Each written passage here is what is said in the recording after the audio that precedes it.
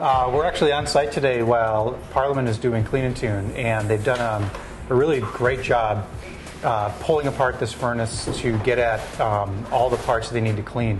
So right now, he's pulled the whole blower out with the squirrel cage and the motor and everything.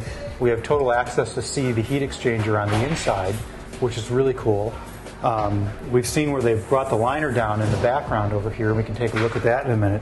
But one of the most interesting things is that when he pulled the fan out of this particular furnace cabinet, it was really caked with sawdust and debris from when they remodeled the basement down here that we're standing in.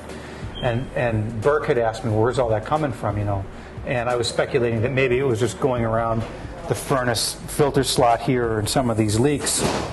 But what we actually found when he pulled the fan out is that there's a huge hole on the underside of the cabinet right here. This hole is about 2.5 inches wide and probably 14 to 16 inches long right here. And it's designed to have a furnace filter placed on there, but there's no filter on here. Had this been correctly installed on this big block of concrete and sealed up, there wouldn't be an issue. But what's been happening is every time the furnace runs and the blower kicks in, it's drawing makeup air right through here. So this has implication for our HDL testing.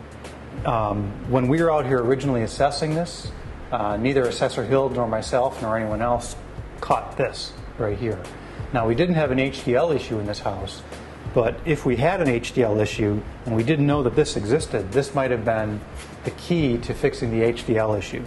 So the point that I want to bring across is that when we do our inspection of a heating system, we have to look all the way around. And when we saw this box overhanging the concrete pad that it sits on like that, we should have been immediately suspect and looked underneath here so that we can cover all of our bases and make sure that we don't miss any important calls for helping improve the draft on the furnace and on the water tank back there. So lesson learned. I don't think I'll ever make that mistake again.